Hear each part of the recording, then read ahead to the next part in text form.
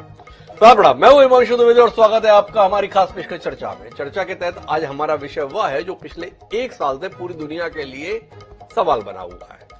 कल 23 फरवरी है।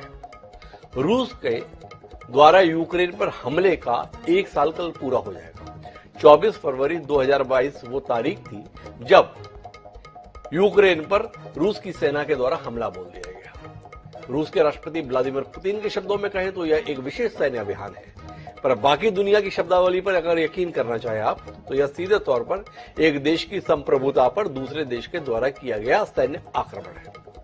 एक साल हो गया, लोग अचंभे में हैं। अचंभा इस बात को लेकर है कि जब रूस के द्वारा यूक्रेन पर हमला बोला गया था तो दुनिया भर के तमाम सैन्य विशेषज्ञ इस आकलन के साथ थे कि मसला कुल मिला के 8 से 10 दिन का है। रूस के मुकाबले यूक्रेन का टिकना नामुमकिन है। हद से हद ये लड़ाई हफ्ते 10 दिन चलनी है और रूस के सैनिकों को पिकनिक मनाकर वापस लौटाना है या वहीं जम जाना है, पर ऐसा हुआ नहीं। एक साल होने को आया है। कुल जमा अभी तक रूस यूक्रेन के 18% भूभाग पर ही कब्जा कर पाया है। लड़ाई छिड़ी हुई है, जम के छिड़ी हुई है। दोनों ओर से सैनिक मारे जा रहे हैं, एक से एक नए हथियारों का इस्तेमाल किया जा रहा है। पर ऐसा कैसे हो रहा है? इसके मूल में देखने में आ रहा है कि यह दरअसल दो देशों की लड़ाई रह ही नहीं गई है, या उस शीत युद्ध का अब नया स्वरूप है जिसके तहत एक समय अमेरिका और उसके सहयोगी देश हुआ करते थे और दूसरी तरफ सोवियत संघ और उसके साथ जुड़े हुए वामपंथी देश हुआ करते थे। बदली हुई परिस्थिति में अब एक तरफ अकेला रूस है और दूसरी तरफ नाटो के सदस्य देश हैं जो एक औजार के तौर पर यूक्रेन का इस्तेमाल कर रहे हैं। लड़ाई अभी तक इसलिए चल रही है क्योंकि यूक्रेन अपने सैनिक उपलब्ध करा रहा है और उन सैनिकों को हथियार, संसाधन, रसद, बारूद ये सब नाटो के देश उपलब्ध करा रहे हैं जिनका नेतृत्व अमेरिका कर रहा है।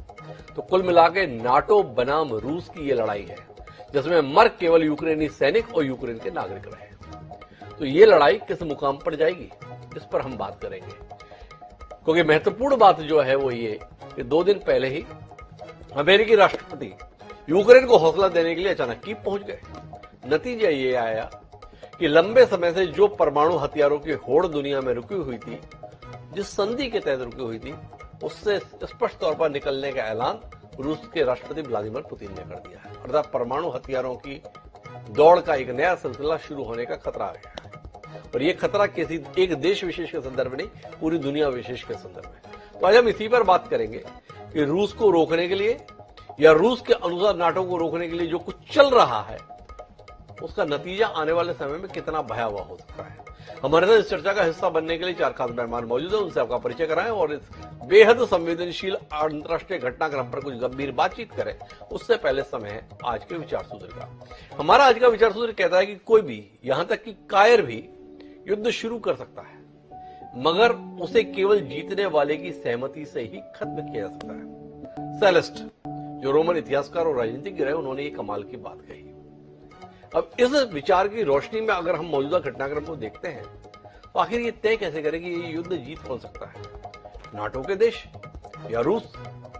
नाटो एक तरफ लड़ रहा है, दूसरी तरफ रूस के राष्ट्रपति व्लादिमीर पुतिन ने कल ही अपने संबोधन में देश को कहा है कि हम अपने देश की रक्षा करने में सक्षम हैं और दुनिया जान ले कि हमें हराना नामुमकिन है। तो अब दोनों ही हारने के लिए तैयार नहीं है तो जीतने की उम्मीद किससे करें? और कोई जीतने की उम्मीद के साथ में हो तभी तो युद्ध खत्म होने की उम्मीद करे। इसे अपने ध्यान में रखते हैं और उससे अपनी चर्चा को आगे बढ़ाते हैं। हमारा इस चर्चा का हिस्सा बनने के लिए 4 खास मेहमान। हमारे साथ पूर्व मेजर जनरल पीके सहगल साहब है, रक्षा विशेषज्ञ के तौर पर। हमारे साथ पूर्व ग्रुप कैप्टन यूके देवनाथ साहब हैं, जो रक्षा क्षेत्र के एक और जाना माना नाम है। हमारे साथ अंतर्राष्ट्रीय मामलों के जानकार पूर्व राजदूत RS मल्होत्रा साहब एक बार फिर इस चर्चा के लिए मौजूद है। और इन सबके बीच में विषय विशेषज्ञ के तौर पर रविंद्र सचदेव जी भी हमारे साथ जुड़ चुके हैं। आप सभी का स्वागत है। चर्चा की शुरुआत मल्होत्रा साहब से ही करते हैं।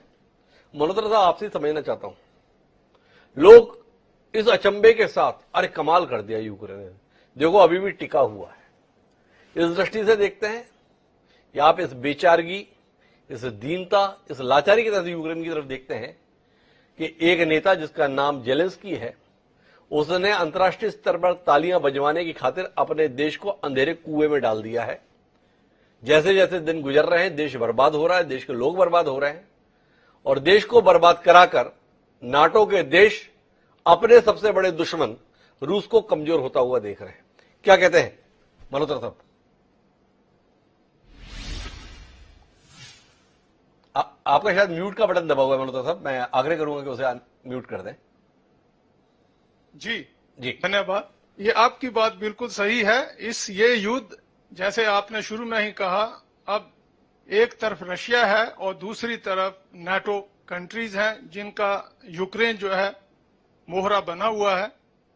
तो इस युद्ध में अब जो हालात बन गए हैं, जैसे प्रेसिडेंट पुतिन ने कहा, उसके बाद प्रेसिडेंट जो बाइडेन ने भी बयानबाजी की, उसके बाद यूक्रेन के जो प्रेसिडेंट ऑफिस है उन्होंने भी जो बात की, उससे लगता है कि ये युद्ध अभी नजदीक में तो कहीं खत्म होने का नाम नहीं लेता और इस युद्ध में एक स्टेलमेट आ गया है। जी अब इसमें हार किसकी होती है, जीत किसकी होती है, ये कहना बहुत मुश्किल है, लेकिन हिस्ट्री बताती है, ये तो जो रक्षा विशेषज्ञ हैं वो भी बताएंगे कि चाहे लॉन्ग बैक वियतनाम रहा हो या अफगानिस्तान में सोवियत यूनियन रहा हो या अफगानिस्तान में अमेरिका रहा हो, वहां से वो अपना समझिए कि हार के ही ये तीनों इवेंट में अग्रेसर जो था वो गया था। जी अब यूक्रेन में रशिया का क्या होता है, मैं ये तो नहीं कह सकता कि बिल्कुल ऐसे ही होगा जैसे पहले 3 केसों को जो मैंने बताया वैसे होगा।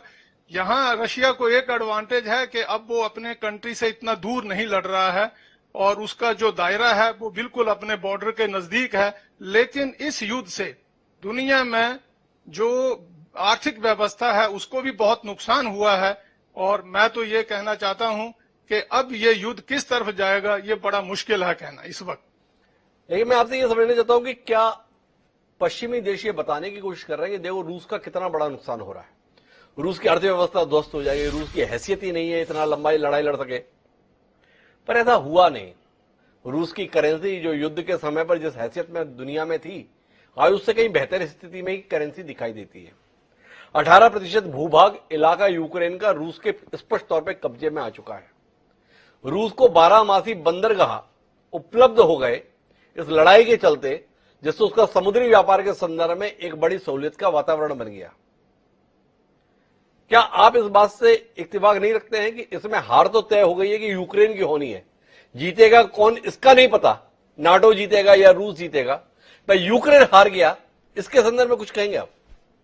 नहीं, ये तो बिल्कुल सारी आपने कह ही दिया है और ये बात तो मैं भी इत्तेफाक रखता हूं कि जो यूक्रेन है वो तो एक मोहरा बन के आगे किया ही गया है। अगर शुरू में जैसे टर्की ने ट्राई किया था, 1-2 और कंट्रियों ने जिसमें इजराइल भी हैं, उन्होंने कोशिश की थी कि ये युद्ध जो है रुक जाए, लेकिन जो नाटो जो कंट्रीज हैं उन्होंने अपने जो आइडियोलॉजी के मुताबिक या कह लीजिए स्ट्रेटेजिक इंटरेस्ट को देखते हुए जो कार्रवाइयां की, जिस तरह से प्रोत्साहन दिया, जेलेंस्की को बार बार विजिट करके उनको सुझा बुझा के आगे खड़ा कर दिया, अब उनको हथियार लगातार देते जा रहे हैं, उससे तो एक बात सही है कि वो अपने ही एम के लिए आगे यूक्रेन को एक मोहरा बना के खड़े हैं। नुकसान तो सारे का सारा यूक्रेन का हो ही रहा है, बल्कि कंट्री बर्बाद हो गया। उसके मुझे लगता है 10 मिलियन से भी ज्यादा लोग अपना कंट्री छोड़ के ही चले गए हैं। मैं सहगल साहब के पास आऊं उससे पहले एक सवाल और करना चाहता हूं मल्होत्रा साहब। जेलेंस्की तो ठीक है, पर यूक्रेन की जनता क्या इस बात को नहीं समझ रही है? इस लड़ाई की बुनियाद क्या थी? बुनियाद थी नाटो की सदस्यता जो जेलेंस्की लेना चाहते थे। बुनियाद क्या थी? यूरोपियन यूनियन की सदस्यता जो जेलेंस्की लेना चाहते थे। इन 2 मुद्दों पर ही पुतिन का ऐतराज था। नाटो ने भी बताया हम यूक्रेन के साथ हैं, और यूरोपियन यूनियन की अध्यक्ष तो सीधे ही पहुंच गई थी जेलेंस्की के पास कीव में लेटर लेके कि आप आवेदन दीजिए। ऐसा लगा था कल परसों में ही जो है उसे सस्ता भी मिल जाएगी। आज 1 साल हो गया, ना नाटो की सस्ता का अता पता है, ना यूरोपियन यूनियन के सस्ता का अता पता है। जेलेंस्की तो ठीक, ये यूक्रेन की जो जनता है वो बर्दाश्त कैसे कर रही है? उसकी वजह तो ये है कि जो लोग जिनको एकदम डिस्प्लेस हुए वो तो चले गए पोलैंड या अगल बगल के कंट्रियों में जी, लेकिन उम्मीद पे दुनिया चलती है। यूक्रेन के लोगों को लगता है कि आज नहीं तो कल उनको नाटो मेंबरशिप मिले या ना मिले, लेकिन यूरोपियन यूनियन की मेंबरशिप तो पक्का मिलेगी और उसको देखते हुए वो ये सारा मन मार के बैठे हुए हैं कि आज नहीं कल युद्ध भी खत्म होगा और अल्टीमेटली वो ईयू जो है वो ज्वाइन कर लेंगे, अपना फ्यूचर वो वहां देख रहे हैं। कुल मिलाकर जैसे एक बच्चे को मां बताते कि चांद तेरे हाथ में आएगा, यूक्रेन की जनता भी उस चांद के साथ उम्मीद में है। लेकिन मेरे साथ में पीके सहगल साहब हैं। सहगल साहब से मैं सैन्य मसले पर समझना चाहता हूं, क्या माने, रूस वाकई हार रहा है? बताने की कोशिश की जाती है पश्चिमी मीडिया के द्वारा, रूस यहां पिट रहा है, यहां पिट रहा है, इतना नुकसान हो रहा है, पर इसके बाद भी देखने में तो ये आता है कि यूक्रेन का 18% इलाका 24 फरवरी 2022 से लेकर आज 22 फरवरी 2023 के बीच में यूक्रेन का नहीं रहा, रूस का हो गया। क्या कहेंगे सहगल साहब? देखो, मैं साफ तौर पर बताना चाहता हूं कि सेकेंड वर्ल्ड वॉर के बाद में कोई भी छोटी से छोटी शक्ति जो है बड़ी से बड़ी शक्ति से हारा नहीं। अगर आपको याद होगा 1954 में वियतनाम ने फ्रांस को हराया, 77 में वियतनाम ने अमेरिका को हराया, उसके बाद में अफगानिस्तान में सोवियत यूनियन आया और अफगानिस्तान का सोवियत यूनियन का जो बॉर्डर था कंटिगुअस था, बिल्कुल ऐसे बात जैसे यूक्रेन के साथ है जी। लेकिन 11 साल के बाद में सोवियत यूनियन टूट गया, उसकी इकोनॉमी इतनी बैठ गई कि वो वास्तव में काफी कमजोर पड़ गया और बड़े पैमाने पर उस 14 या 15 कंट्री जो इंडिपेंडेंट बन गई। ईस्टर्न यूक्रेनियन में जितनी भी रशिया के नीचे कंट्रीज थी वो सारी इंडिपेंडेंट हो गई। सेंट्रल एशियन रिपब्लिक्स जो रशिया के साथ है सारे इंडिपेंडेंट हो गई। फिर इराक में अमेरिका आया, नेटो भी आया, 11 साल के बाद में अपनी इज्जत को बचा के भागा। फिर अमेरिका भी दोबारा अफगानिस्तान में आया, किस माफिक वहां से भागा अब सारे देखते हैं। फिर 2-3 बारी कोशिश की गई रजीम चेंज करने की, असाद को हटाने की कोशिश की गई अमेरिका के, नेटो के, आज तक भी साथ टिका हुआ है। ऐसे में मुझे नहीं लगता कि लड़ाई का अंत क्या होगा, कौन जीतेगा कौन हारेगा ये तो नहीं मैं जानता, लेकिन यूक्रेन की जबरदस्त बर्बादी हो चुकी है, दैट इज अ सर्टेनिटी। और यूक्रेन को कम से कम 25 से 30 साल लग जाएंगे रिकंस्ट्रक्ट होने के लिए, अगर उतनी बड़ी वित्तीय सहायता उसको मिलती रही जितनी उसको आज मिल रही है। ये युद्ध कहाँ खत्म होगा, कब खत्म होगा, कैसे खत्म होगा, सिवाय पुतिन के कोई नहीं जानता। बड़ी कोशिश की गई शुरू में फ्रांस के मैक्रोन के द्वारा, टर्की के प्रेसिडेंट के द्वारा, इजरायली प्रेसिडेंट के प्राइम मिनिस्टर के द्वारा युद्ध को रोकने के बाद में अभी कोशिश की जा रही है प्राइम मिनिस्टर मोदी के माध्यम से कि किसी ना किसी प्रकार से युद्ध रोका जाए, बिकॉज युद्ध की वजह से पूरी दुनिया की मैं थोड़ा बीच में रोकना चाहूंगा। आपने कहा ये पुतिन ही जानते हैं युद्ध कैसे रुकेगा, पुतिन जानते हैं या बाइडेन जानते हैं? क्या आप वाकई बतौर सैन्य विशेषज्ञ इस राय के साथ हैं कि इस युद्ध को पुतिन चाहते हैं या बाइडेन ने सुनियोजित तरीके से अपने आप को दांव पर लगाया, बाकी सबको दांव पर लगवा दिया और अपने स्थायी शत्रु रूस को उलझा दिया? जिस तरीके से वह उन्हें मदद उपलब्ध करा रहे हैं, संसाधनों की शक्ल में, पैसे की शक्ल में, हथियार की शक्ल में, और नैतिक समर्थन देने के लिए तो ट्रेन में बैठ के कीव भी पहुंच गए। क्या बाइडेन का कीव पहुंचना यह नहीं दर्शाता है कि अमेरिका इस युद्ध को खत्म नहीं होने देना चाहता है? क्या कहते हैं सहगल साहब, आप तो रणनीति के जानकार हैं, बाइडेन का यूक्रेन पहुंचना इस तरीके से क्या युद्ध को बनाए रखने की कोशिश नहीं है? उसमें किसी प्रकार को कोई शक नहीं। युद्ध स्टार्ट होने से पहले ही अमेरिका ने कोशिश की कि रशिया को कमजोर किया जाए और रशिया इस युद्ध की वजह से काफी ज्यादा कमजोर पड़ गया। उसके बाद जो हथियार असला खत्म हो रहे हैं, अभी चाइना से हथियार मांग रहा है, असला मांग रहा है, नॉर्थ कोरिया से मांग रहा है, ईरान से मांग रहा है, तो रशिया जो उस माफी का मिलिट्री पावर था वो तो नहीं रहा। और साफ तौर पे अभी रशिया को साफ तौर पे नजर आ रहा है कि उस जब तक उसको कोई फेस सेविंग डिवाइस नहीं दी जाएगी पुतिन ये युद्ध को नहीं रोकेगा, क्योंकि कम से कम 1 लाख से ज्यादा रशियन सैनिक मारे जा चुके हैं, 1000 से ज्यादा उनके टैंक से बख्तर गाड़ियां बर्बाद हो चुकी हैं, कई 100 उनके हेलीकॉप्टर हवाई जहाज बर्बाद हो चुके हैं। ऐसे में अपने लोगों को क्या बताएंगे कि ये युद्ध किस लिए शुरू किया? आप जो कह रहे हैं कि उन्होंने 25% यूक्रेन का हिस्सा कैप्चर कर लिया हुआ है, यस, टेरिटरी कैप्चर कर ली हुई है, क्या उसको रोक सकेंगे? क्या उसको पकड़ के परमानेंट कर सकेंगे? रशिया की इकोनॉमी कंप्लीटली डिस्ट्रॉय हो जाएगी इसको रिकंस्ट्रक्ट करने के लिए। अगर आप देखो तो रशिया का 30 to 40% बजट जो अभी भी है चेचेनिया को कंट्रोल करने के लिए लगता है। इस लड़ाई की वजह से पुतिन इंटरनली काफी कमजोर पड़ रहे हैं। उनके जो 16 टाइम जोन्स हैं उसमें अभी चेचेनिया के लीडर्स हैं और कुछ और लीडर्स हैं, पुतिन को आंखें दिखानी शुरू कर दी है। सेंट्रल एशियन रिपब्लिक्स ने भी पुतिन को आंखें दिखानी शुरू कर दी है।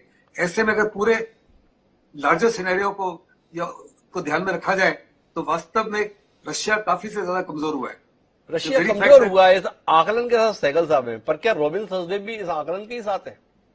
वाकई पुतिन इतने कमजोर हुए हैं? क्या रूस की स्थितियां इतनी ज्यादा गंभीर है? पुतिन जिस तरीके से अभी संसद को संबोधित करने गए, उनका जलवा तो पुराने तरीके से दिख रहा था। बोलने के लिए पहुंचे, सब लोग खड़े हो गए।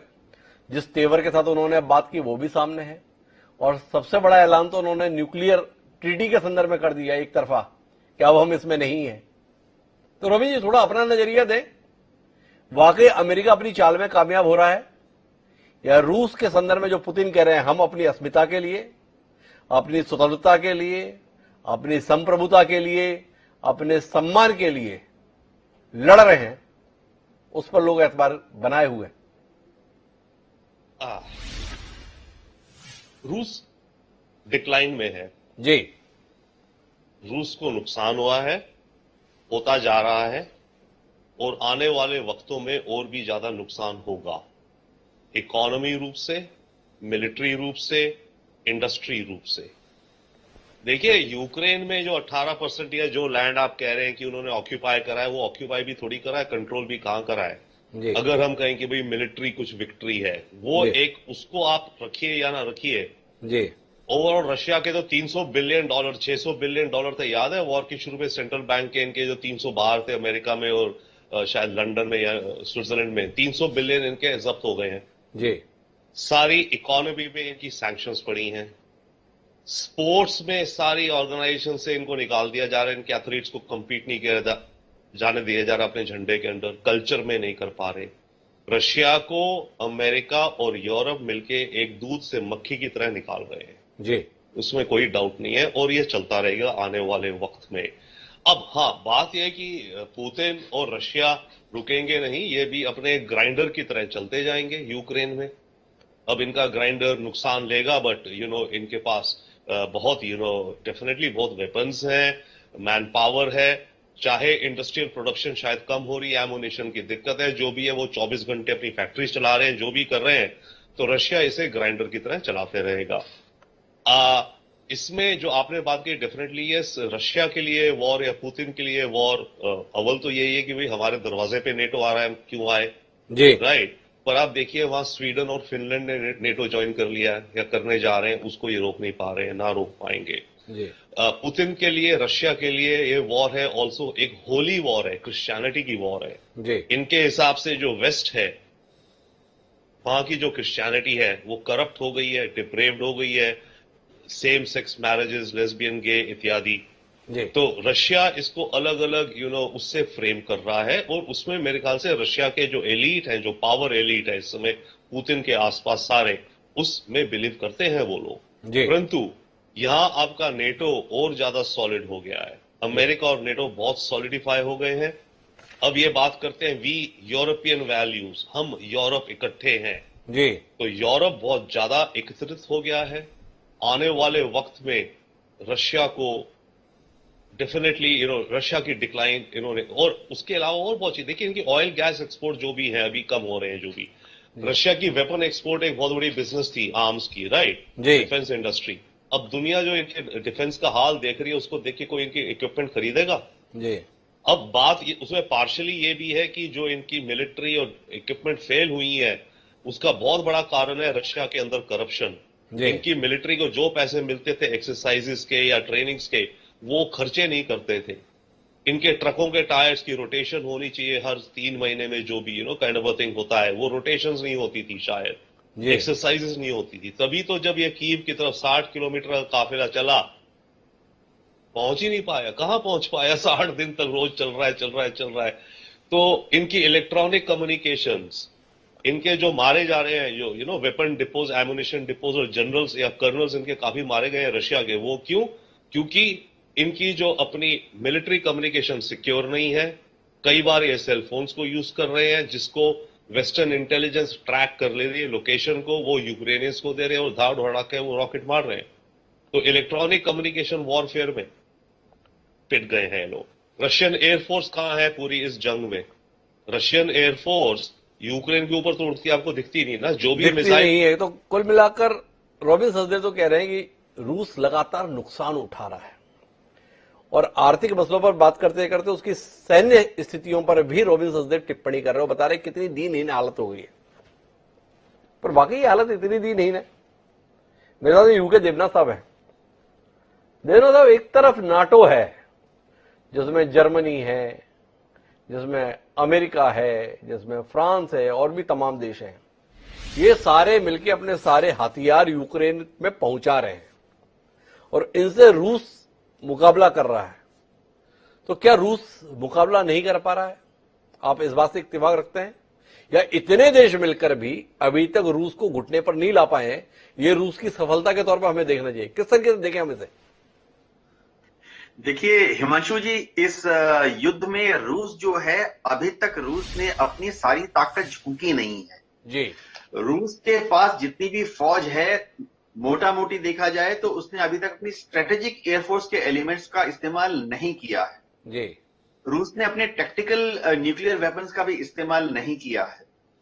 तो यह सोचना उचित नहीं होगा कि रूस इस युद्ध में हार रहा है जी। हाँ, इतना जरूर है कि रूस की जो मंशा थी, उसके जो एम थे, एम नंबर 1 उसने हासिल कर ली जी। रूस चाहता था कि पूर्वी यूक्रेन में जो 4 प्रांत हैं, दोनेत्स्क, लुहांस्क, ज़ैपोरिज़िया और खेर्सोन, जहां की रूसी मूल के लोग ज्यादा हैं, उस पर कब्जा कर ले।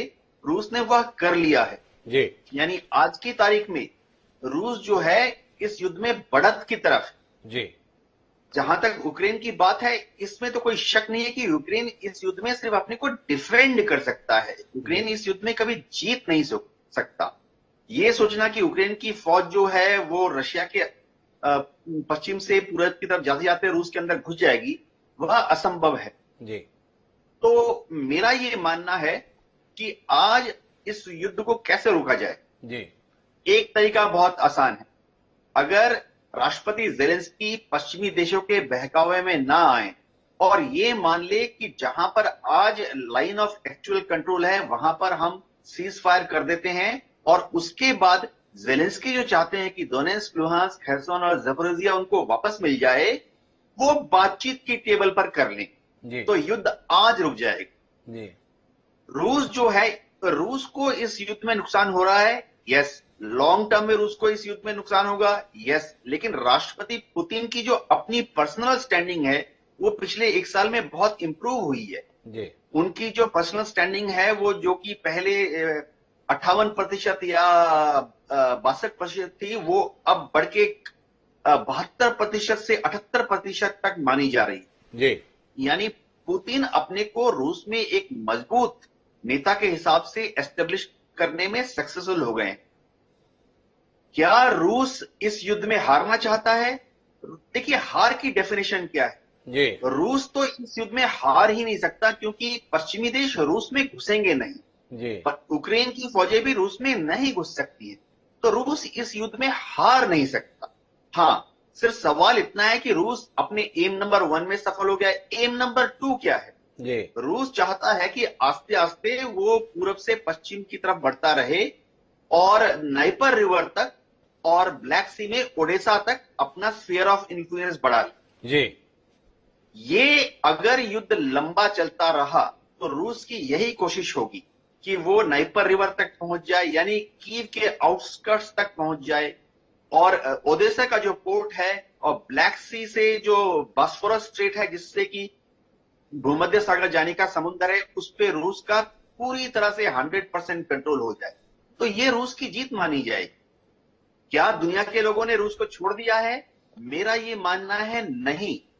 आज की तारीख में आप नेटो के ये 30-32 देशों को छोड़ दीजिए और कोई भी नेटो की सपोर्ट नहीं कर रहा है। भारत भी न्यूट्रल है, न्यूट्रल स्थिति में है। काफी विस्तार से बता दिया। तो कुल मिला के यूके देवनाथ साहब अभी रूस को हारते हुए नहीं देख रहे हैं। देवनाथ साहब का तो कहना यह है कि रूस का हारना संभव ही नहीं है, रूस कितना जीत पाता है ये देखने का विषय है। पर एक विषय पे आपकी और टिप्पणी लेता हूं, फिर मैं वापस मल्होत्रा साहब के पास चलूंगा। ये परमाणु संधि को निलंबित करने का जो ऐलान किया है व्लादिमीर पुतिन ने, इसके मायने क्या है देवनाथ साहब? क्या बस अब हथियार चला देंगे? क्या यूक्रेन पर न्यूक्लियर हमला होगा? या इसके मायने कुछ और हैं? देखिए हिमांशु जी, ये जो स्टार्ट परमाणु संधि हुई थी जो कि 2026 तक चल रही थी, इसका उद्देश्य एक ही था कि उभय पक्ष अपने अपने परमाणु हथियारों को आस्ते आस्ते कम करे और यानी जो वॉरहेड तैयार है फायर करने के लिए उनकी संख्या को 1550 से कम रखे। ये सब इंटेलिजेंस सोर्स बोलती हैं कि रूस के पास करीबन 6000 न्यूक्लियर हथियार है, जिसमें कि उसने फॉरवर्ड पोजीशन में करीबन 1588 को रखा हुआ है। इस तरह से अमेरिका के पास 5500 से ज्यादा न्यूक्लियर हथियार हैं, जिसमें से कि 1644 को उसने फॉरवर्ड पोजीशन में डिप्लॉय किया हुआ है। इस संधि का सिर्फ यही उद्देश्य था कि ये जो डिप्लॉयड वॉर हेड हैं, उभय पक्ष एक दूसरे को मौका देते थे उसको इंस्पेक्ट करने का। जैसे कि रूस ने अमेरिका को ओपन इन्फॉर्म किया है, इस तरह से अमेरिका ने भी रूस को ओपन इन्फॉर्म किया है।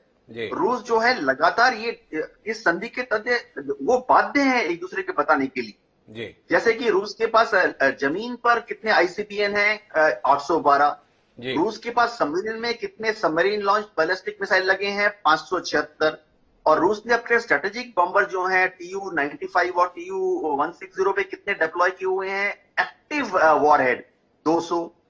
तो ये संधि के तहत एक दूसरे को बताते थे और आस्ते आस्ते इन नंबर्स को कम करना था। तो अगर राष्ट्रपति पुतिन बोलते हैं कि वो इस संधि से पीछे हट रहे हैं, तो इसका मतलब ये नहीं है कि वो अब न्यूक्लियर युद्ध करने के लिए तैयार हो रहे हैं, ऐसी कोई बात नहीं है। इसका सिर्फ एक ही मतलब है कि पुतिन इस चीज से पीछे हटे हैं कि भविष्य में जो आस्ते आस्ते न्यूक्लियर हथियार को कम करना था, फिलहाल पुतिन ने उस पर रोक लगा दी। जी, कुछ गंभीरता से ले कि नहीं ले? इसको किसी भी गंभीरता से लेने की जरूरत नहीं है। इसका कोई भी मिलिट्री स्ट्रेटेजिक कोई भी तात्पर्य या संबंध नहीं है। अब देवनाथ साहब तो कह रहे थे गंभीरता से लेने की जरूरत नहीं है, लेकिन अमेरिका के शेयर बाजार ने गंभीरता से ले लिया। उसका जैसे ही पुतिन ने यह घोषणा की 2% से ज्यादा भी शेयर बाजार गिर गया, और 2% संख्या छोटी सी लगती है पर वो $बिलियन में हो जाती है। इतनी गंभीरता से बाजार ने ले लिया पुतिन की बात को। हालांकि देवनाथ साहब कह रहे हैं ज्यादा चिंता करने की जरूरत नहीं। तो मुझे आना है वापस मल्होत्रा साहब के पास, लेकिन सहगल साहब कुछ हस्तक्षेप करना चाह रहे थे। एक बार सहगल साहब का हस्तक्षेप सुनते हैं और फिर मल्होत्रा साहब के पास चलते हैं। जी सहगल साहब, आपका बटन अनम्यूट का दबा दें, मेरा आग्रह है। रशिया के जो इनिशियल वॉर एम्स थे उसमें से मेरे मुताबिक कुछ भी अचीव नहीं हुआ जी। उसका फर्स्ट वॉर एम था कि विद इन 72 आवर्स जो है यूक्रेन के घुटने टिका दे जी, और यूक्रेन की सत्ता को पलटे। उसमें उसको किसी प्रकार की कोई सक्सेस नहीं मिली जी। जो उसको सक्सेस मिली है वो मार्जिनल सक्सेस है, क्योंकि उन तमाम एरियाज को कंसोलिडेट नहीं कर सकता। उसमें कहीं भी जगह पर प्रो रशियन गवर्नमेंट नहीं है। जो रशिया ने प्रो गवर्नमेंट जेलेंस्की का ताल्लुक है, जेलेंस्की की लीडरशिप जो मैं कह रहा हूँ काबिल तारीफ है। यूक्रेन के लोगों को उसने इतना उत्साहित किया कि वो अपने देश की एकता, देश की अखंडता, उसकी आबरू के लिए लड़ रहे हैं। रशिया के सोल्जर्स का मोरल और मोटिवेशन बिल्कुल गिरा हुआ है, क्योंकि वो किस लिए लड़ रहे हैं? केवल और केवल ये कह कि वहां पूरे जो है वो आगे। सहगल साहब का विचार देवनाथ जी से बिल्कुल अलग है। सहगल साहब बार बार कह रहे हैं हासिल क्या कर लिया, जो लक्ष्य थे उस लक्ष्य को तो हासिल ही नहीं कर पाए। कुल मिलाकर जेलेंस्की एक नेता के तौर पर उभरे हैं, उनकी अपनी जनता का समर्थन हासिल किया है, जनता को एकजुट किया है। पर सवाल इस बात का है, इस एकजुटता के एवज में हासिल क्या किया, और एकजुटता किस लिए थी? जेलेंस्की की जितनी की हमें नाटो की सदस्यता लेनी है, जेलेंस्की की जितनी की हमें यूरोपियन यूनियन की सदस्यता लेनी है।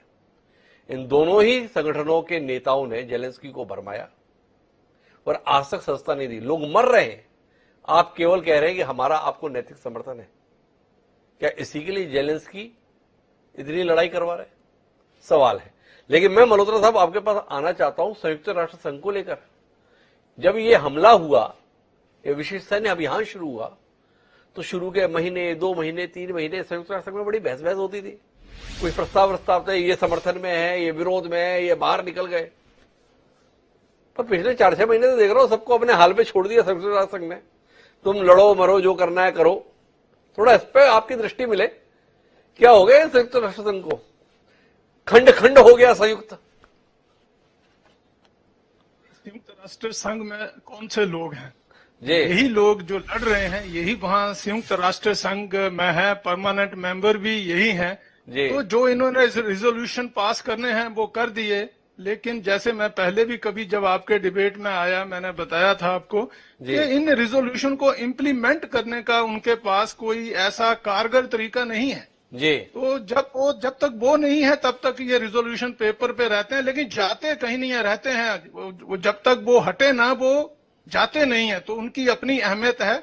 लेकिन मेरे एक कुलीग कह रहे थे कि ये जो न्यूक्लियर आर्म्स ट्रीटी है उससे रशिया का हटना कोई बड़ी बात नहीं है। जी आपने सुनी होगी एक स्टेटमेंट जो नाटो के सिक्योरिटी चीफ हैं, उन्होंने कहा है कि इससे पूरी जो आर्म्स स्ट्रक्चर है वो सारी व्यवस्था जो है वो खत्म हो गई। जी तो ये कहना कि ये एक छोटी बात है, मैं तो ये नहीं मानूंगा।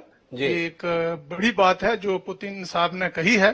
तो इसका नतीजा आगे क्या होता है ये तो उनके फर्दर एक्शन के ऊपर डिपेंड करता है, बट ये इसका मतलब ये नहीं है कि वो सीधा ही अब न्यूक्लियर और इस तरफ जा रहे हैं, पर ये जरूर है कि कुछ सिग्नल दे रहे हैं वो। पर मरुदुल्लाह, आपसे एक बात समझना चाहता हूं मैं। हमने पिछली बार भी इस विषय को छेड़ा था कि जो बाइडेन अचानक गुप्त तरीके से प्रकट हुए कीव में, इसको समझना चाहता हूं मैं आपसे, क्यों प्रकट हुए? एक दूसरा, लोग कह रहे हैं कि ये मिला जुला मामला है रूस का और अमेरिका का, बाकी दुनिया को बेवकूफ बना रहे हैं। बाइडेन आए, वैसे इतने हमले करता था रशिया, पर बाइडेन जब तक रहे तब तक वैसे हमले भी नहीं हुए कीव पर। जब पता चल गया कि हैं तो क्यों नहीं हुए? तो थोड़ा दोनों संदर्भ में रोशनी दीजिए आप अपनी समझ के आधार पर। बाइडेन आए किस लिए, और जब बाइडेन रहे तो रूस ने उन्हें ठीक से सलामी क्यों नहीं दी? ऐसा नहीं है, जो बाइडेन आए तो इसीलिए कि हर कोई कंट्री या नाटो जो है एक पर्पस के लिए वहां आए हुए हैं। वो रशिया को इस युद्ध से अब ऐसे नहीं जाने देना चाहते कि रशिया अपने आप को विक्टोरियस माने, तो वो उसका नुकसान कर रहे हैं। सभी जो अभी यहाँ भी सब बोले, सबने कहा कि रशिया का नुकसान हो रहा है, उतना ही नुकसान या उससे भी ज्यादा नुकसान जो है वो आपके यूक्रेन का हो रहा है। तो जो बाइडेन है, प्रेसिडेंट जो बाइडेन आए तो इसलिए कि एक तो इस युद्ध को 1 साल होने जा रहा था और वो ये एक स्ट्रांग सिग्नल देना चाहते थे कि भाई हम यूक्रेन के साथ खड़े हैं। और जब प्रेसिडेंट पुतिन ने अपनी स्पीच दी और कहा कि हम लड़ते रहेंगे, एक सिस्टम के साथ लड़ते रहेंगे, अपना एम प्राप्त करके रहेंगे, तो with in hours president Putin अभी वार्सा में ही, प्रेसिडेंट जो बाइडेन अभी वार्सा में ही थे, उन्होंने वहां से ही कह दिया कि हम यूक्रेन के साथ पूरी तरह से खड़े हैं और हम भी इसमें पीछे नहीं हटेंगे और रशिया यहां से जीत के नहीं जाएगा।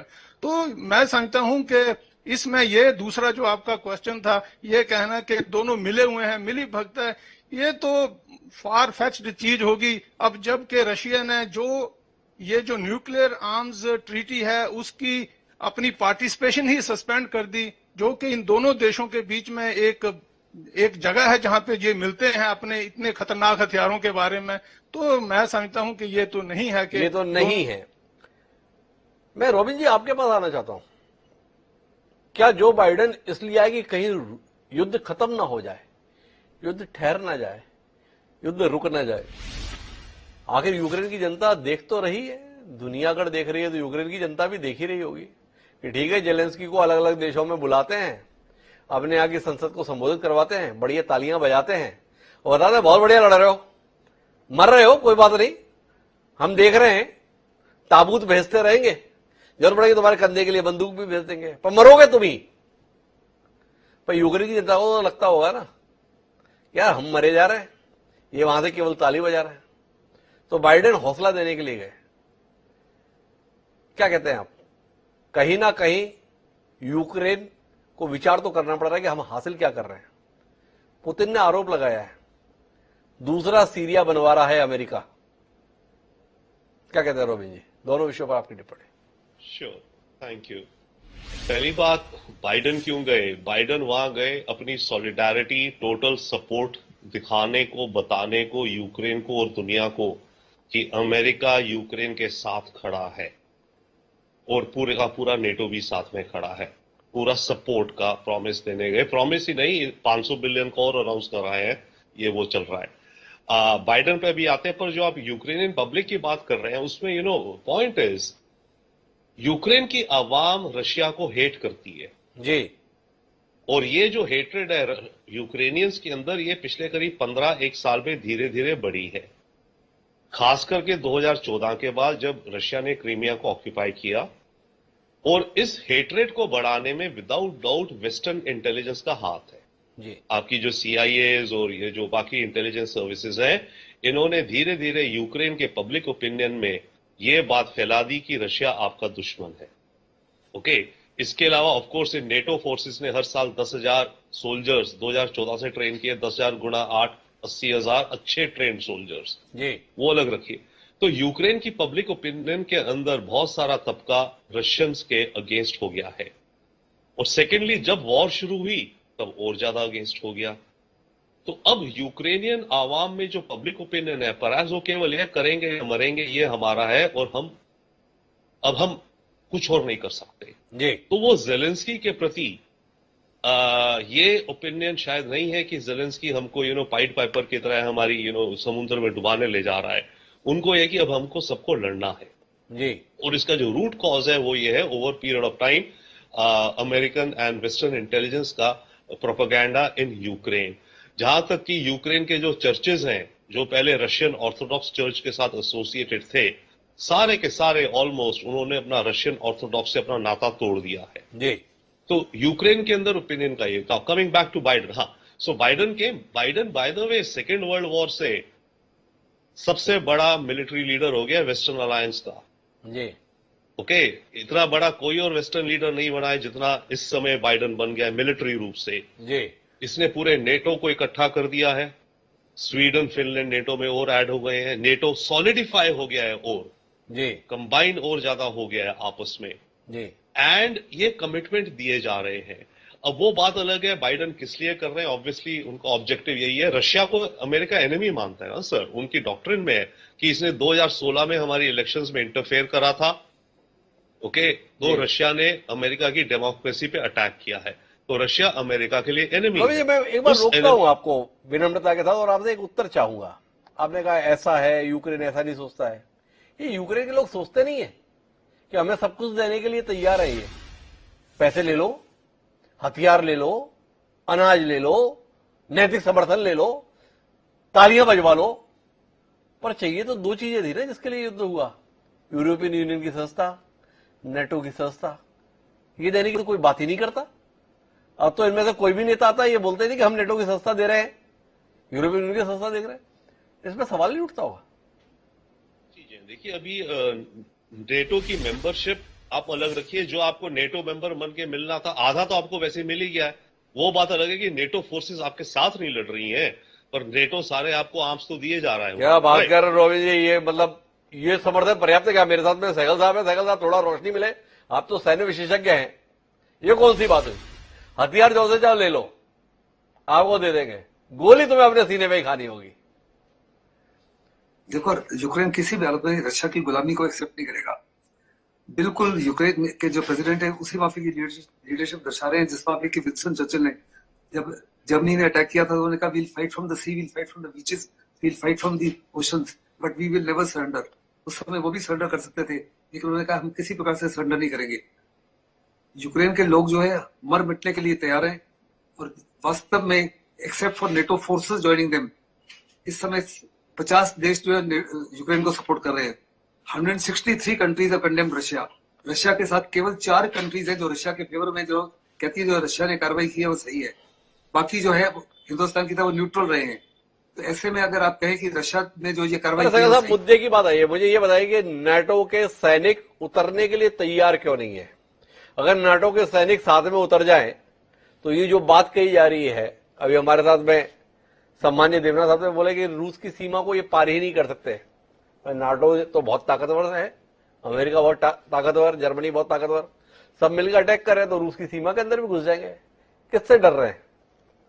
रूस तो बहुत कमजोर हो चुका है, लिजा गया है, अर्थव्यवस्था भी तबाह है, लोग भी नाराज हैं, फिर डर क्यों रहे हैं? क्यों अपने सैनिक नहीं उतारते? किसी प्रकार का कोई डर नहीं है। नेटो के सैनिक उतर जाए तो थर्ड वर्ल्ड वॉर 100% गारंटीड है। फर्स्ट वर्ल्ड वॉर और सेकंड वर्ल्ड वॉर, इसमें फर्क यही है कि उसमें अनेकों देशों के सैनिक लड़ाई में इन्वॉल्व थे। इसमें केवल रशिया और यूक्रेन के सैनिक इन्वॉल्व है, किसी और देश के सैनिक इन्वॉल्व नहीं है। तो शुरू से ही, लड़ाई से पहले ही अमेरिका ने साफ तौर पर आश्वासन दिया था रशिया को कि किसी भी हालत में हम अपने ग्राउंड ट्रूप्स ना हम उतारेंगे ना नेटो उतारेंगे, लेकिन अगर नेटो के किसी भी सदस्य को, पोलैंड को या लैटविया को, किसी को भी आपने हमला किया तो 100% नेटो के साथ आपका युद्ध होगा। तो ये तो उन्होंने क्लैरिफिकेशन शुरू से किया था। और अगर अभी भी जर्मनी या फ्रांस या अब जैसे कह रहे हैं किसी भी देश के वास्तव में सैनिक आ जाए ऑन द ग्राउंड, तो it will become a world war. मेरी सवाल का उत्तर नहीं मिल रहा। मैं एक बार फिर देवनाथ साहब के पास जाता हूं। हम यूक्रेन के साथ हैं, हर दृष्टि से साथ हैं, बस सैनिक हमारे साथ नहीं है। इस फलसफे को थोड़ा समझाइए ना। अगर पोलैंड में करोगे तो हम उतर जाएंगे, लताविया पे आओगे तो भी उतर जाएंगे, इटली और जर्मनी या फ्रांस की बात तो छोड़िए। ये बेवकूफ किसको बना रहे हैं नाटो के देश, और इतनी आसानी से बेवकूफ बनने के लिए तैयार कौन है? हिमांशु जी, पश्चिमी देशों को, नेटो को और खासतौर से अमेरिका का जो लॉन्ग टर्म स्ट्रेटेजिक ऑब्जेक्टिव है कि रूस को कमजोर किया जाए, वो तो उनको 100% हासिल हो रहा है, क्योंकि वो अब यूक्रेन के कंधे पर बंदूक रख के चला रहे हैं जी। जैसे कि मेरे रविंद्र साजिद जी ने भी बताया, रूस शायद इंडस्ट्रियली, इकोनॉमिकली, फाइनेंशियली थोड़ा अभी बैकफुट पर है जी। तो अमेरिका वाले बहुत खुश हैं। अमेरिका वाले उनको अनाज ही नहीं दे रहे, वो अमेरिका वाले उनको हथियार भी दे रहे हैं जी। तो अमेरिका में अभी आपने शेयर मार्केट की बात की, वहां जो मिलिट्री इंडस्ट्रियल कॉम्प्लेक्स है उनके शेयर तो दिन रात मजबूत हो रहे हैं, क्योंकि ना सिर्फ यूरोप के देश, नेटो के देश उनसे हथियार खरीद रहे हैं, वरन दुनिया के काफी देश जो कि पहले रूस के पास जाते थे, भविष्य में वो शायद अब अमेरिका की तरफ जाएंगे हथियार खरीदने के लिए। लेकिन जो आपने सवाल पूछा कि नेटो क्यों नहीं छलांग मार रहा इस युद्ध में, देखिए नेटो को मालूम है कि अगर उन्होंने इस युद्ध में छलांग मारी तो ये युद्ध थोड़ा आउट ऑफ कंट्रोल हो जाएगा और शायद रूस के फेवर में चला जाएगा। इसीलिए नेटो बार बार ये बहाना देता है कि भाई हमारे चार्टर 5 में लिखा है कि अगर यूक्रेन नेटो का मेंबर नहीं है तो हम डायरेक्ट सपोर्ट यूक्रेन को नहीं कर सकते, बूट्स ऑन ग्राउंड नहीं उतार सकते। ये एक टेक्निकल बहाना नेटो के सारे लीडरशिप ने बार बार दी। क्या नेटो इससे बड़े हथियार देगा? मेरे ख्याल से नहीं देगा, क्योंकि राष्ट्रपति जेलेंस्की तो लंदन, यूरोप के सारे कैपिटल्स घूम के आ गए, बोलते रहे कि मुझे हथियार दे दो, बड़े बड़े टैंक दे दो, बड़े बड़े हवाई जहाज दे दो। आज तक किसी भी देश ने जेलेंस्की को हवाई जहाज देने के लिए हामी नहीं भरी है। हाँ, पिछले 2 महीने से बोल रहे हैं कि हम आपको चैलेंजर टैंक दे देंगे, लेपर्ड टैंक दे देंगे, अब्राहम टैंक दे देंगे, लेकिन वो टैंक कहां पर हैं? और जर्मनी ने तो नंबर भी बता दिए कि वो उनको कोई 16 या 36 टैंक दे रहे हैं। इंग्लैंड ने भी बोल दिया कि हम टैंक दे देंगे, हमारा टैंक बहुत बढ़िया है चैलेंजर टैंक, लेकिन हम उनको सिर्फ 18 चैलेंजर टैंक देंगे। तो इस तरह से कोई भी जो बड़े हथियार हैं वो अभी तक यूक्रेन को मिले नहीं है। हम 6 महीने से सुन रहे हैं कि अमेरिका बोल रहा है हम Patriot air defence missile system दे देंगे यूक्रेन को। आज तक Patriot air defence missile Ukraine के पास पहुंची नहीं है और अगले 2-3 महीने भी नहीं पहुंचने वाली है। यानी अमेरिका सिर्फ ये चाहता है कि यूक्रेन को छोटे छोटे हथियार देते रहें, यूक्रेन इस युद्ध में उलझा रहे और रूस को छोटा छोटा वॉर करके, निशाना करके रूस को कमजोर करता रहे। तो अमेरिका के तो पौ 12 हो गए, उनके 20 की 20 उंगलियां घी में। जी हाँ हिमांशु जी, बड़ी महत्वपूर्ण टिप्पणी की है देवराज जी ने। अंतर्राष्ट्रीय राजनीति को समझना हो तो इस प्रकार के पहलुओं को देखिए। इस युद्ध को बनाए रखने के लिए नाटो के देशों ने अपनी सारी अकल और संसाधनों का उपयोग करना शुरू किया हुआ है। किसी भी तरीके से रूस जीत ना जाए और यूक्रेन भी इतना कुछ ना पा जाए कि वो रूस से कहीं जीतने की स्थिति में आ जाए। युद्ध चलता रहे। युद्ध अगर चलता रहेगा तो ही उसका फायदा है। अब ऐसे में कुछ तटस्थ देश हैं, उनसे कुछ उम्मीद करें। रोबिन जी, बीच में आया था भारत कोई भूमिका निभाए, हम लोग बड़े खुश हो जाते हैं, हमारे को इस उम्मीद के साथ भी देखा जाने लगा है। तो थोड़ा बताइए रोबिन जी, हमसे अपना चीन के साथ मसला सुलझ नहीं रहा है, हमारे विदेश मंत्री तो राहुल गांधी से उलझ के खुश हो ले रहे हैं, उनको ज्यादा समझ है या मुझे ज्यादा समझ है, पर इस देश में कुछ लोगों को बताने की कोशिश हो रही है कि हम चाहें तो ये रूस और यूक्रेन के युद्ध को रुकवा सकते हैं। इस उम्मीद के संदर्भ में जरा आपकी टिप्पणी है, हमारे दमखम के संदर्भ में हम कितना रुकवा सकते हैं? उम्मीद पर तो दुनिया कायम है जी। और एक चीज होती है पॉसिबिलिटी और एक होती है प्रोबेबिलिटी। जी। पॉसिबल तो ये है कि इस समय पूरी की पूरी ये ब्रह्मांड खत्म हो जाए और हम सब जूम वैनिश हो जाए। पॉसिबल तो कुछ भी है, सूरज गायब हो जाए जी। पर प्रोबेबिलिटी क्या है? प्रोबेबिलिटी क्या है कि सूरज कल उठेगा नहीं जी। तो हमें इस आई थिंक भ्रम में नहीं रहना चाहिए कि हम इस युद्ध को रुकवा सकते हैं। मल्टीपल रीजन है बट हाँ कुछ है भी। देखिए दोनों पार्टीज के इंटरेस्ट इतने कोर हैं, रशिया के और यूक्रेन के। आपकी चाहे दोस्ती किसी से जैसी भी हो बट जहां उसके अपने टोटल नेशनल इंटरेस्ट का सवाल है, कोई दोस्ती के नाम पे कुछ नहीं होता जी। ओके। और दोनों साइड्स ऐसे फंसे हुए हैं जी। तो ऐसे में मीडिएशन का वक्त जब आए, अगर कुछ माहौल लगे। बट हाँ एक बात है, जैसे प्राइम मिनिस्टर ने कहा ये युग युद्ध का नहीं है जी। भाई, अगर ये युग युद्ध का नहीं है तो किस चीज का है? तो ठीक है भारत कह सकता है और कहना चाहिए ये युग है जियो और जीने दो का जी। वो हम कह रहे हैं दुनिया को, वो हम रशिया और यूक्रेन को बोलते हैं। बट आई थिंक हमें इस उसमें मिसकंसेप्शन में नहीं रहना चाहिए कि केवल डिप्लोमेसी और शब्दों के खेल से हम कन्विंस या परसुएड कर लें इस वॉर को रुकने के लिए। ये वॉर रुकेगी तो केवल आई डोंट नो, केवल एक ही हालात में मोस्ट अनफॉर्चुनेट रुकेगी भी क्या, शांति तो भूल जाइए आप, पहले रुकने का हो कि रुके जो सीज फायर हो वो भी नहीं होगी। और अगर वो होगी तो केवल एक सिचुएशन में 50% चांस, अगर पुतिन को मार दिया जाए या पुतिन निकले, तब भी जरूरी नहीं है रुके। पुतिन के बाद जो अगले जनरल आएंगे रशिया में वो तो ऑलरेडी कह रहे हैं कि पुतिन सॉफ्ट लड़ रहा है। अभी ग्रुप कैप्टन को मैं बहुत इज्जत करता हूं, ये कहते हैं कि रशिया ने पूरा अपना दम नहीं लगाया वॉर में। मैं पूछता हूं क्यों नहीं लगाया अभी तक, और है क्या इसके पास लगाने को अदर देन न्यूक्लियर, राइट? तो रशिया की इतने ये हाल हो रहे हैं, क्यों नहीं रशिया ने लगाया? क्यों नहीं रशिया ने लगाए हैं? लेकिन रोहित सचदेव साहब स्वयं उलझन में पड़ गए, खत्म होगा कैसे?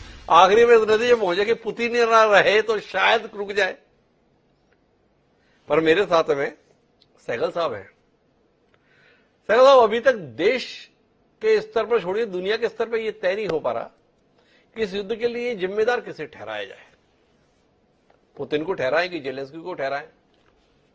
पर आपसे जानना चाहता हूं कि जब इस कार्यक्रम के लिए मैं आ रहा था स्टूडियो, उससे पहले खबर आई कि आज चीन के 12 विमान ताइवान की सीमा के अंदर घुस गए। एक दुश्मन रूस, उसे उलझा दिया यूक्रेन के साथ। एक नैन्सी पेलोसी करके कोई नेता होती है अमेरिका की, उन्हें अचानक लगा कि ताइवान जरूर जाना चाहिए, पहुंच गए और तब से ताइवान का जान आफत में आ रखी है। चीन तब से धमका रहा है, तब से गुजर रहा है। क्या कहते हैं आप? कुल मिलाकर अमेरिका अपने एजेंडे के तहत अपने दुश्मनों को निपटाने की कोशिश कर रहा है और इन लोगों को खलनायक के रूप में प्रस्तुत कर रहा है। इधर पुतिन और जिनपिंग का नाम भी इसी श्रेणी में आने वाला है। क्या कहते हैं सहगल साहब? आपके स्टेटमेंट में कई सवाल थे। सबसे पहले आपने कहा कि इस युद्ध के लिए कौन जिम्मेदार है? जी। मेरे मुताबिक युद्ध के लिए जेलेंस्की भी जिम्मेदार है, वेस्टर्न वर्ल्ड भी जिम्मेदार है और रशिया भी है जी। रशिया को इतनी जबरदस्त प्रोवोकेशन नहीं थी, उसको किसी प्रकार का एग्जिस्टेंशियल थ्रेट नहीं था जी। कोई भी दुनिया की ताकत जो है सारी की सारी मिलकर भी रशिया को हरा नहीं सकते थे। रशिया के पास इतनी न्यूक्लियर कैपेबिलिटी है कि सारी दुनिया को 1000 गुना बर्बाद कर सकता है जी। After absorbing a preemptive surprise attack by America जी। और अमेरिका के पास भी इतनी शक्ति है कि एक रशिया के और चाइना के मिले जुले सरप्राइज अटैक को ऑब्जॉर्व करने के लिए के बाद पूरी दुनिया को 100 बारी डिस्ट्रॉय कर सकता है। ऐसे में रशिया साफ तौर पर जानता था कि उसको किसी प्रकार का कोई थ्रेट नहीं था जी। और इतनी जबरदस्त प्रोवोकेशन नहीं थी, लेकिन वो वास्तव में चाहता था कि डॉनबास का एरिया जो है उसको कैप्चर कर ले ताकि उसको एक लैंड रूट कनेक्टिविटी मिल जाए क्रीमिया के साथ में जी। और वो 2014 से जब से उसने क्रीमिया कैप्चर किया तब से छुटपुट वहां लड़ाइयां होती जा रही थी और यूक्रेन जो है उसको एक्सेप्ट करने के लिए तैयार नहीं था कि ये परमानेंटली रशिया का हिस्सा है। दूसरा, जहां तक चाइना का ताल्लुक है, चाइना साफ तौर पे कह रहा है कि जहां तक ताइवान का मामला है और यूक्रेन का मामला है, इसमें बड़ा डिफरेंस है। ताइवान जो है उनका हिस्सा है जिसको वो अपने साथ मिलाना चाहते हैं, लेकिन उसमें भी अमेरिका ने साफ तौर पे कहा है कि अगर आप शांतिपूर्वक ढंग से उसको अपने साथ मिला लेते हो तो हमको कोई इतराज नहीं। लेकिन अगर आपने इन्विजन के माध्यम से करने की कोशिश की तो हम उस डेमोक्रेटिक नेशन को हर प्रकार से डिफेंड करेंगे और हम उसको हर प्रकार से सहायता देंगे। और मुझे नहीं लगता कि चीन के एक बारी नहीं, अगर जब से नैन्सी पेलोसी की विजिट हुई है कम से कम 30 से 40 बारी चाइना के जहाज, चाइना के समुद्री जहाज, चाइना के एयरक्राफ्ट वगैरह उसके जो एयर डिफेंस जोन में कई बारी गए हैं। ये केवल और केवल धमकी है। चीन किसी भी हालत में ताइवान के ऊपर हमला नहीं करेगा।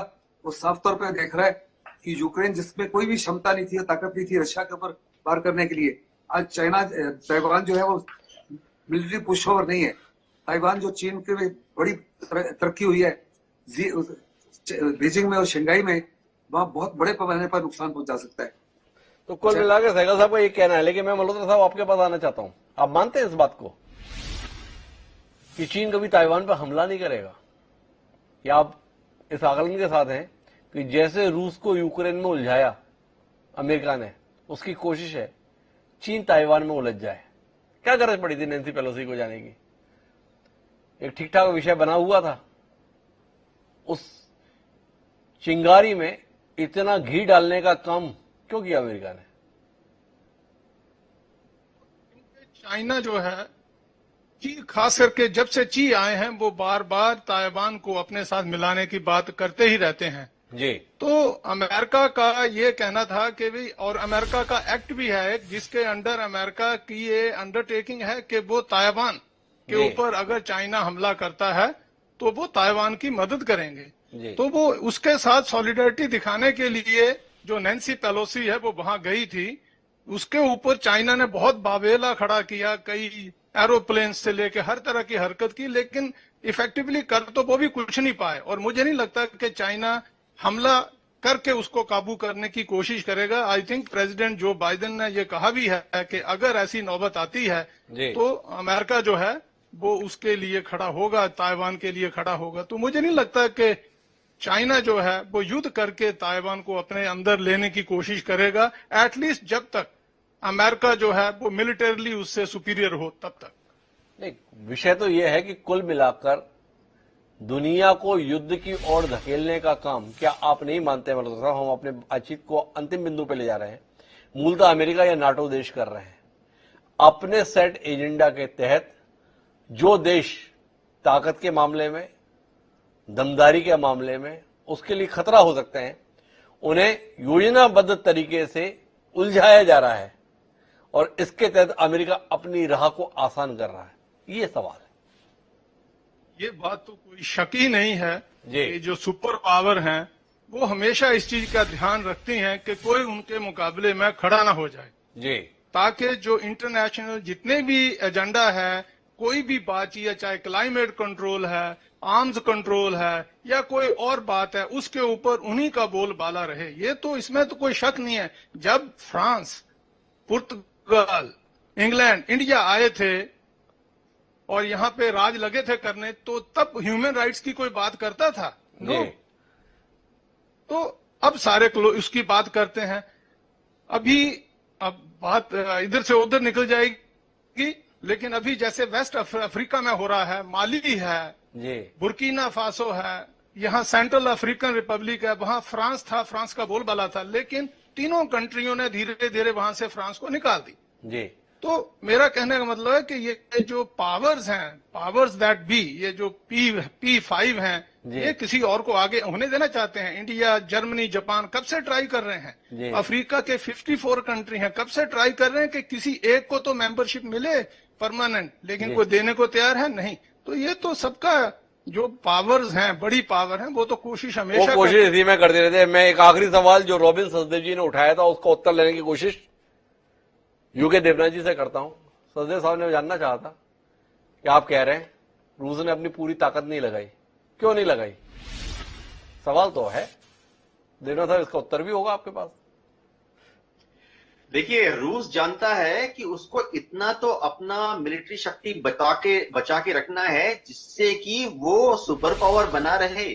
असल में कल अगर खुदा ना खास्ता परसों अगर सच्ची में रूस को नेटो से भिड़ना पड़ जाए, या अगर 4 दिन के बाद रूस को सच्ची में अमेरिका से भिड़ना पड़ जाए तो उसके लिए रूस को अपनी स्ट्रेटेजिक रिजर्व बचा के रखनी है ना। सब कुछ अगर यूक्रेन में झोंक दिया और परसों तक हो गए खाली, तो 3 दिन के बाद नेटो से कैसे युद्ध करेंगे? 4 दिन के बाद अमेरिका बड़े से महत्वपूर्ण टिप्पणी देवनाथ साहब ने समाधानी तौर पर दी है कि केवल यूक्रेन से लड़ाई का विषय नहीं है, आने वाले समय में खतरा और भी बड़ा हो सकता है, तो रूस को उसके लिए भी तो अपनी तैयारी रखनी है। Thank you so much and absolutely very valid point जो ग्रुप कैप्टन ने बोला है कि रखना है, पर इसका मतलब ये है ना कि रशिया के पास अब स्पेयर कैपेसिटी नहीं है यूक्रेन में थोपने की। जी, जो उसे नेटो से लड़ने के लिए रखना है वो तो रखना ही है ना, पर उसके पास अब स्पेयर कितनी है? अब स्पेयर कैपेसिटी नहीं है। ये तो रॉबिन सचदेव साहब आपकी बात से इसलिए इत्तेफाक रखना पड़ेगा हमें कि व्लादिमीर पुतिन को विशेष भर्ती अभियान चलाना पड़ा, ये अपने आप जताने के लिए पर्याप्त है कि रूस के पास लड़ने के लिए अब सैनिक भी नहीं रह गए। तो कुल मिलाकर महत्वपूर्ण जो बात है वो ये है कि दुनिया जिस युद्ध को केवल 2 देशों के बीच में समझ रही थी, यूक्रेन और रूस, और इस बात पर यूक्रेन की बड़ी तारीफ करते हुए नहीं आगाती थी कि देखो यूक्रेन जैसा देश रूस जैसी महाशक्ति से आज तक लड़ रहा है, दरअसल ये युद्ध अब 2 देशों के बीच रहा ही नहीं। 1 साल में जो कुछ गुजरा है वो साफ बता रहा है कि नाटो बनाम रूस की लड़ाई दुनिया के पटल पर चल रही है, जिसमें दोनों ओर से कोशिशें जारी हैं और दोनों ही इतनी बड़ी ताकत हैं कि इसके नतीजे तुरंत प्रभाव से सामने आने वाले नहीं है। इसलिए हो सकता है कि हम अगले साल भी फिर ये कार्यक्रम करें और इस सवाल के साथ 2 साल जंग के और कितने सारे सवाल इस जंग के, कोशिश करते हैं, उम्मीद करते हैं, प्रार्थना करते हैं कि इन हालात से दुनिया को मुक्ति मिले। पर ये जो ताकतें हैं ऐसी मुक्ति की चाह रखती है, ये सवाल है। हाँ, सभी मेहमानों का धन्यवाद हमारा इस चर्चा का हिस्सा बनने के लिए। सब है अब आज के शेर का जो उलझन है, उस उलझन को व्यक्त करता हुआ हमारा शेर है। शेर कहता है कि अमन पसंद इंसान इधर भी है और उधर भी है। अमन पसंद इंसान इधर भी है और उधर भी है, मगर जो शोलों को हवा दे वो इधर भी है और उधर भी है। तो डॉक्टर महेंद्र भास्कर ने क्या कमाल की पंक्तियां दी। रूस यूक्रेन युद्ध के संदर्भ में बड़ी मुफीद है। कुछ लोग हैं जो चाहते हैं युद्ध खत्म हो, पर उससे भी कहीं ज्यादा लोग हैं जो ये चाहते हैं युद्ध चलता रहे। जब तक ऐसे लोगों की मौजूदगी है तो युद्ध खत्म कैसे होगा, ये सवाल। बहरहाल अब मुझे दे याद, कल फिर मिलेंगे नए विषय के साथ, तब तक के लिए